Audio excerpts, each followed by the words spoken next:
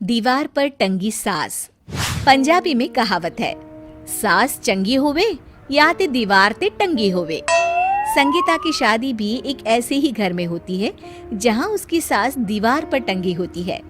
ससुर और पति शादी के पहले दिन उसे सास के फोटो के सामने ले जाते हैं, जहां ससुर जी कहते हैं, बेटा संगीता, ये तुम्हारी सास थी, बहुत नेक और भली, लेकिन थोड़ी गुस्सैल थी। गुस्सा आने पर सब तहस नहस कर देती थी, पर अब ये इस दुनिया में नहीं है। हाँ संगीता, माँ होती तो तुम इनकी कोई बात टाल नहीं सकती थी, वरना तो माँ घर में भूचाल ले आती।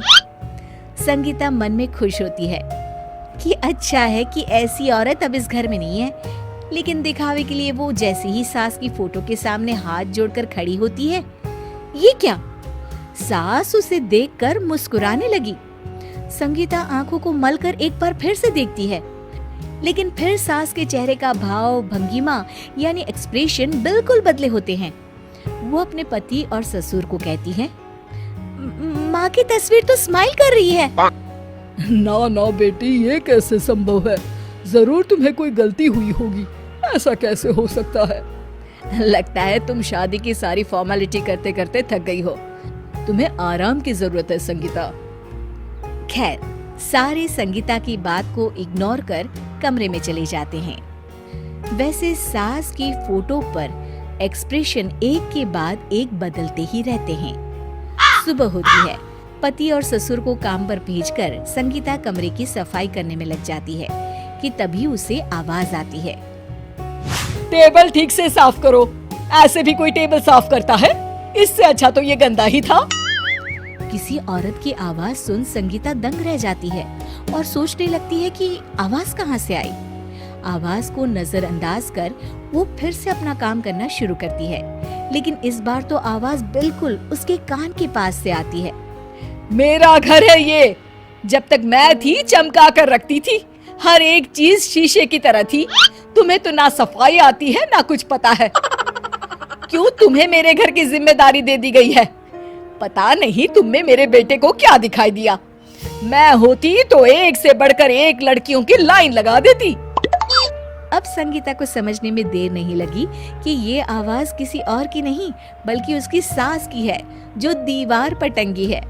वो उसके पास जाती है और कहती है, नमस्ते सासू माँ, मुझे तो कल ही लग रहा था कि दीवार में कुछ काला है। वो दीवार नहीं, दाल होती है पगली। सही पकड़े हैं सासू माँ। तो क्या हो गया आपको जो आप यहाँ भी चैन से नहीं बैठी हैं? सुना मैंने आपका व्यवहार काफी गुस्से वाला था। चुप रह तू, ज्यादा बकर बकर ना कर। घर का काम करना तो आता नहीं, आई है मुझसे बहस करने। हाँ देखिए सासू माँ, मैं आपसे साफ साफ कह देती हूँ, मुझसे पंगा लेने की कोशिश मत करिएगा।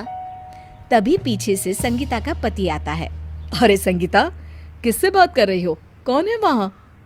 संगीता की सास की फोटो फिर से पहले जैसी हो जाती है। आपकी माँ से कह रही थी कि मुझे काम करना आता। अरे संगीता, माना सास के ताने हर बहू को अच्छे लगते हैं, लेकिन यहाँ तो माँ है ही नहीं। तुम तो फोटो से ही तुम भी लाजवाब हो संगीता। किसी को विश्वास नहीं होता कि संगीता अपनी मरी हुई सास की फोटो से बात करती है। वहीं आए दिन संगीता की सास संगीता को किसी न किसी बात पर आते जाते ताने देती। संगीता को भी अब सास के तानों और उनसे बात करने की आदत हो गई। वो कभी खानदान की कहानी तो कभी तीज त्योहार कैसे मनाए या किसी व्यंजन की रेसिपी सास से ही पूछती। सारा दिन घर में अकेली संगीता की सास अब उसके लिए तानों के साथ पक्की साथी की तरह भी रहने लगी थी, जो किसी और को नहीं बल्कि संगीता को ही सुनाई देती। तो देखा आपने, सास बहू का रिश्ता हर रिश्ते से ऊपर होता है, फिर चाहे वो खट्टा हो या मीठा।